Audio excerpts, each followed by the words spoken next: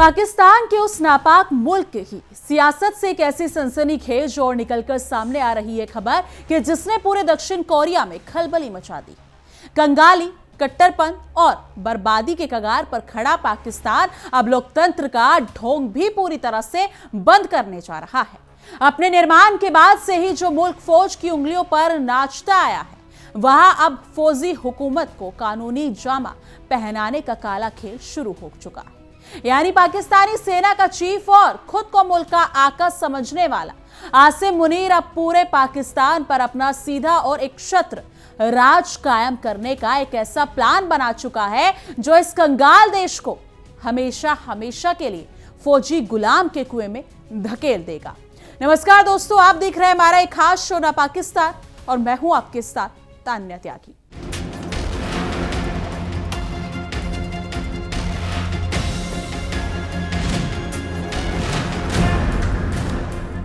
दरअसल पाकिस्तान की सियासत और प्रशासनिक गलियारों से जो अंदरूनी खबरें छन छन कर आ रही हैं, वो किसी बड़े भूचाल से कम नहीं। खबर साफ है कि वहां के राजनीतिक और प्रशासनिक ढांचे को पूरी तरह से ध्वस्त करके एक नया और सैन्य तंत्र स्थापित करने की बहुत बड़ी और जहरीली खिचड़ी पकाई जा रही है। इस पूरी साजिश के केंद्र में खड़ा है पाकिस्तान का आर्मी चीफ आसिम मुनीर, जिसे और अधिक शक्तिशाली और निरंकुश बनाने की योजना तैयार हो चुकी है। पाकिस्तान का सैन्य तंत्र अब एक व्यापक 100 साल की राष्ट्रीय योजना पर काम कर रहा है, जो ये तय करेगी कि वहां कठपुतली नेताओं का दौर खत्म कर सीधे वर्दी वालों की तानाशाही कैसे कायम हो जाए।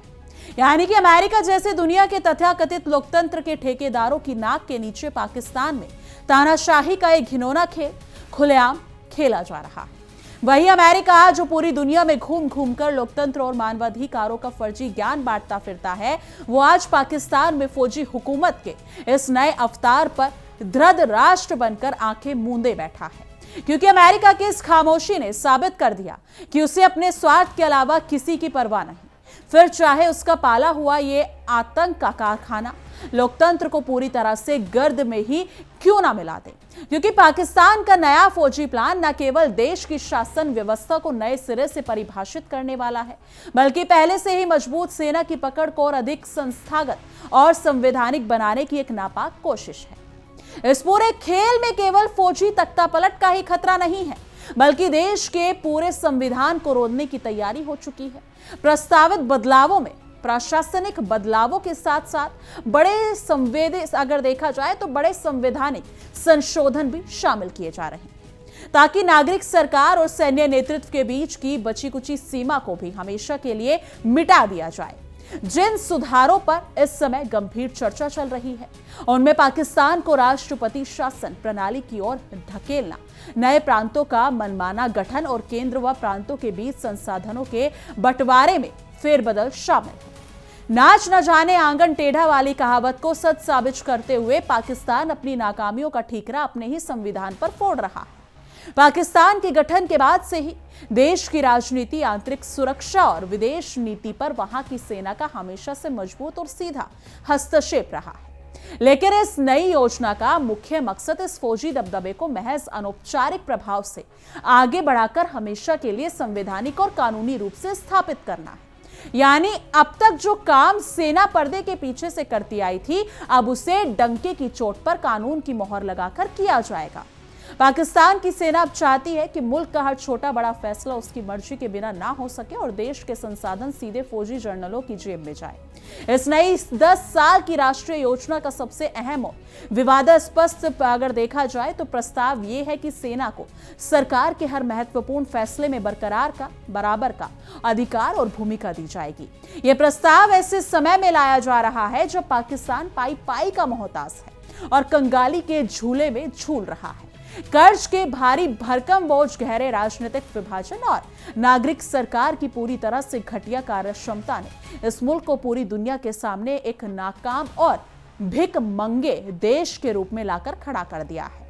आर्थिक संकट से निपटने के नाम पर सैन्य नेतृत्व ये बेतुका तर्क दे रहा है कि शासन में उनकी सीधी भागीदारी ही देश में स्थिरता ला सकती है, क्योंकि पाकिस्तान की बर्बादी किसी से छिपी नहीं, लेकिन वहां का सैन्य नेतृत्व इस पूरी तबाही का ठीकरा हमेशा की तरह वहां के राजनीतिक दलों के सिर पर फोड़ रहा है।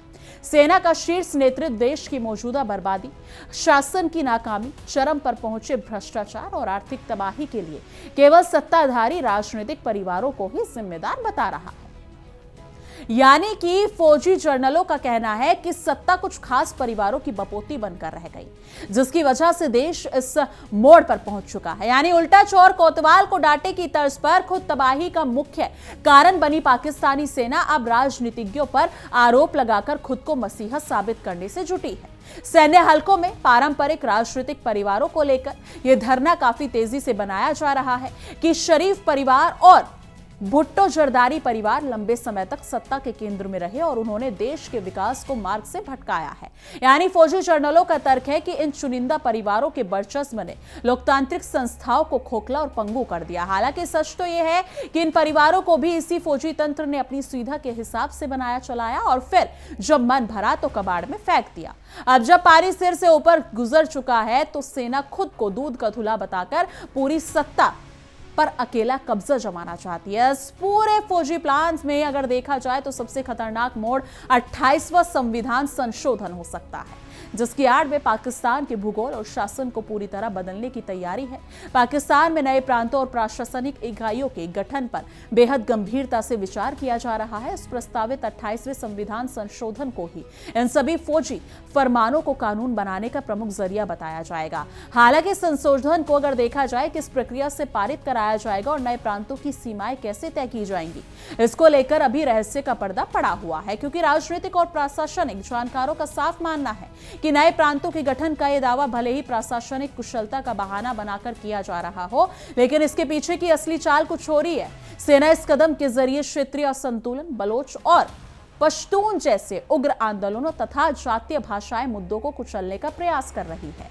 नए प्रांत बनाकर पाकिस्तान की सेना वहां की क्षेत्रीय ताकतों को आपस में लड़ाना चाहती है, ताकि फूट डालो और राज करो की नीति के तहत उनका फौजी दबदबा निर्बाध रूप से चलता रहे। प्रशासनिक और राजनीतिक तख्तापलट के साथ साथ इस 10 साल की योजना में आर्थिक सुधारों का भी एक दिखावटी ताना बाना बुना गया है। पाकिस्तान ने निवेश, खनिज संसाधनों, खनन क्षेत्र, रक्षा से जुड़े उद्योगों और विदेशी अगर देखा जाए तो विदेशी प्रत्यक्ष निवेश यानी कि एफडीआई को आकर्षित करने के नाम पर एक आर्थिक रोडमैप तैयार किया है।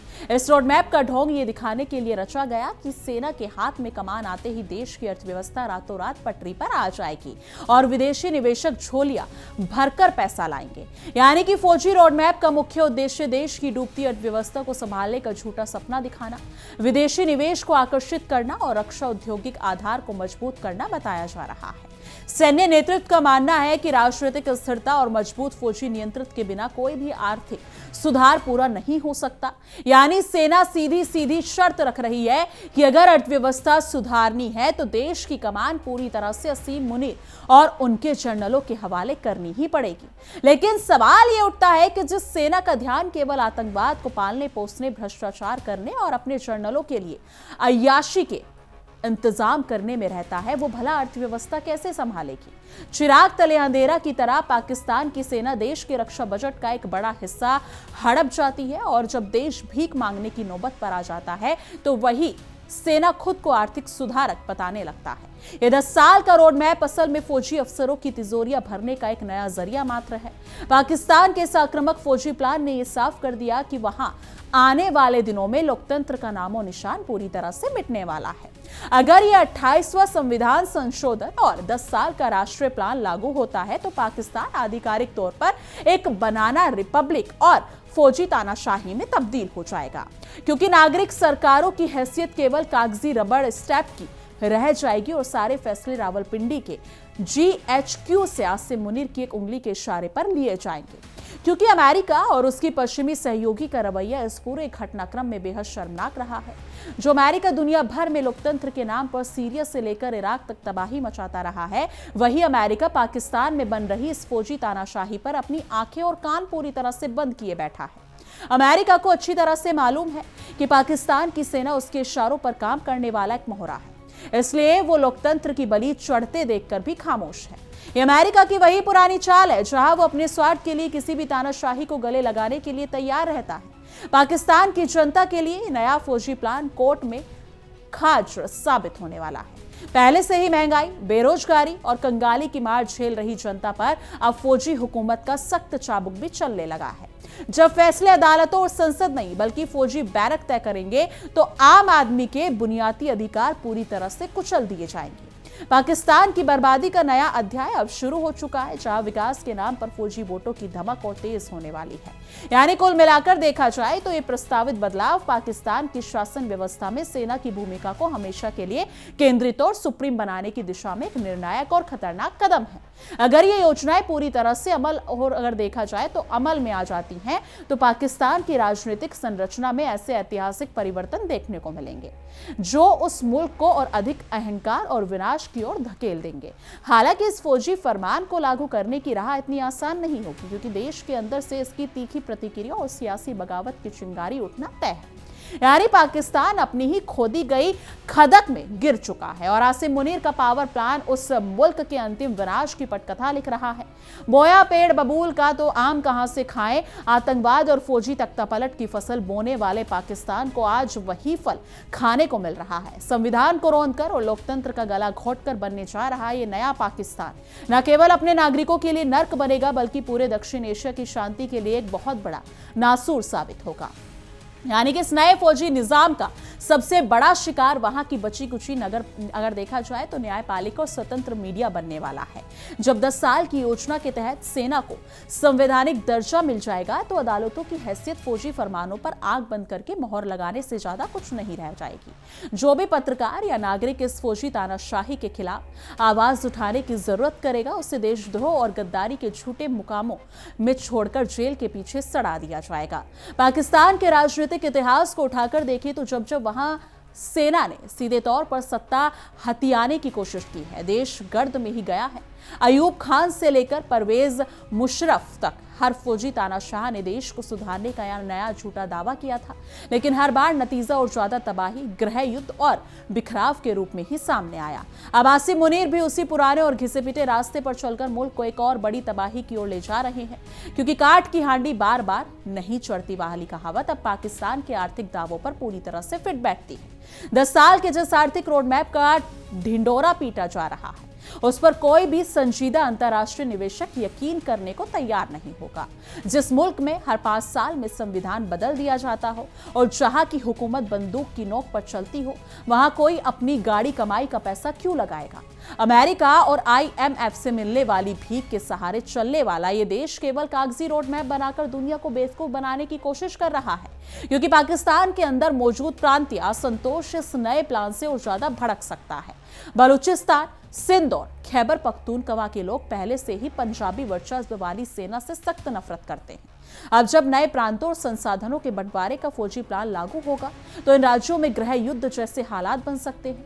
बलूच विद्रोही और पश्तून आंदोलनकारी इस फौजी तानाशाही को कतई बर्दाश्त नहीं करेंगे, जिससे पाकिस्तान के कई टुकड़ों में टूटने का खतरा और बढ़ जाएगा। पाकिस्तान का ये फौजी मॉडल असल में पूरे देश को एक बहुत बड़ी छावनी में तब्दील करने जैसा है, जहां स्कूल, अस्पताल, उद्योग और मीडिया सब कुछ फौजी अफसरों के सीधे नियंत्रण में होगा। इस 10 साल की योजना के तहत रक्षा से जुड़े उद्योगों और खनन क्षेत्रों को पूरी तरह से सेना के हवाले कर दिया जाएगा। यानी मुल्कों की बची कुची दौलत भी अब सीधे फौजी जनरलों के निजी खातों और उनके बच्चों की ऐशो आराम पर खर्च होगी। अंतर्राष्ट्रीय समुदाय के लिए भी पाकिस्तान का यह नया रूप एक बहुत बड़ी सिरदर्दी बनने वाला है। एक ऐसा मुल्क जिसके पास परमाणु हथियार है, जिसकी कमान पूरी तरह से कट्टरपंथी सोच वाले फौजी जनरलों के हाथ में चली जाए, वो पूरी दुनिया के लिए एटमी बम से भी ज्यादा खतरनाक है। अमेरिका भले ही अपनी सहूलियत के लिए इस वक्त चुप बैठा हो, लेकिन कल को यही फौजी तानाशाही खुद अमेरिका और उसके सहयोगियों के लिए गले की हड्डी बन जाएगा। आसिम मुनीर की ये पूरी कवायद असल में अपनी फौजी कुर्सी को बचाने और खुद को हमेशा के लिए अमर करने की एक सनक मात्र है। अपनी ही सेना के अंदर बढ़ते असंतोष और पूर्व प्रधानमंत्री की लोकप्रियता से घबराकर मुनीर ने पूरा पावर प्लांट तैयार किया है। अपनी फौजी वर्दी और ओहदे को बचाने के लिए वो पूरे मुल्क की बलि चढ़ाने पर उतारू हैं, जो ये साबित करता है कि पाकिस्तान में देश से बड़ा फौजी अफसर का अपना निजी अहंकार होता है। इस 28वें संविधान संशोधन के जरिए पाकिस्तान के संसदीय लोकतंत्र की बची कुची आत्मा को पूरी तरह से मार दिया जाएगा। संसद केवल एक ऐसी जगह बनकर रह जाएगी जहां फौजी हुक्मों पर सिर्फ मेजें थपथपाई जाएंगी। कोई भी सांसद या नेता सेना की नीति के खिलाफ एक शब्द भी बोलने की हिम्मत नहीं कर पाएगा। इसे लोकतंत्र नहीं बल्कि लोकतंत्र का खुलेआम जनाजा निकालना कहा जाता है। घोड़ा घास से दोस्ती करेगा तो खाएगा क्या? क्योंकि पाकिस्तानी सेना के लिए कहावत बिल्कुल सटीक बैठती है। सेना का काम देश की सीमाओं की रक्षा करना होता है, लेकिन पाकिस्तानी सेना का मुख्य धंधा व्यापार करना, रियल एस्टेट चलाना और राजनीति में टांग अड़ाना है। जब सेना ही देश की सबसे बड़ी व्यापारी और राजनीतिज्ञ बन जाएगी तो उस मुल्क की सीमाओं और अर्थव्यवस्था दोनों का तबाह होना बिल्कुल तय है। पाकिस्तान के इस नए फौजी प्लान से भारत को भी बेहद सतर्क और सावधान रहने की जरूरत है, क्योंकि इतिहास गवाह है कि जब जब पाकिस्तान में फौजी हुकूमत मजबूत हुई है या अंदरूनी संकट गहराया है, तब तब वहां के जनरलों ने अपनी नाकामी छुपाने के लिए भारत के खिलाफ जहर उगला है और सीमा पर दुस्साहस करने की कोशिश की है। आसिम मुनीर भी अपनी गिरती साख को बचाने के लिए भारत विरोधी कार्ड खेल सकते हैं, क्योंकि अमेरिका का दोहरा रवैया एक बार फिर दुनिया के सामने बेनकाब हो चुका है। एक तरफ अमेरिका मानवाधिकारों के नाम पर दुनिया के छोटे छोटे देशों पर पाबंदियां लगाता है, तो दूसरी तरफ पाकिस्तान जैसे चरमपंथी और फौजी तख्तापलट वाले मुल्क को अरबों डॉलर की मदद और हथियार मुहैया कराता रहता है। अमेरिका का ये दोगलापन ही है जिसने पाकिस्तानी सेना के हौसले इतने बुलंद कर दिए कि वो अब खुलेआम लोकतंत्र को कुचल रहे हैं। इस 10 साल के प्लान में जिस विदेशी प्रत्यक्ष निवेश यानी कि FDI की बातें की जा रही हैं, वो केवल चीन को रिझाने का एक और नया पैंतरा है। पाकिस्तान पहले ही चीन के कर्ज के जाल में पूरी तरह से फंस चुका है। अब इस फौजी प्लान के जरिए पाकिस्तान के खनिज संसाधनों और खदानों को कौड़ियों के भाव चीन के हाथों बेचने की तैयारी की जा रही है, जिससे पाकिस्तान चीन का एक गुलाम उपनिवेश बनकर रह जाएगा। पाकिस्तान की जनता को यह समझना होगा कि उनका असली दुश्मन कोई बाहरी देश नहीं बल्कि रावलपिंडी के GHQ में बैठे ये फौजी जनरल ही हैं। ये वही जनरल है जिन्होंने 1971 में देश के 2 टुकड़े करवाए और आज वही नापाक हरकतों से बचे कुचे पाकिस्तान को भी अगर देखा जाए तो तबाही के मुहाने पर लाकर खड़ा कर दिया है। जब तक वहां की जनता इस वर्दी वाले लुटेरे के खिलाफ खड़ी नहीं होगी, तब तक उनकी किस्मत में कंगाली ही लिखी रहेगी, क्योंकि घर में नहीं दाने अम्मा चली भुनाने वाली कहावत आज पाकिस्तान की हर गली में चरितार्थ हो रही है। देश की जनता आटे, बिजली और गैस के लिए सड़कों पर दंगे कर रही है और वहां के फौजी अफसर 10 साल के राष्ट्रीय प्लान और संविधान संशोधन के सपने देख रहे हैं। ये एक ऐसी विडंबना है जो केवल पाकिस्तान जैसे अजीबोगरीब और दिशाहीन मुल्क में ही देखने को मिल सकती है।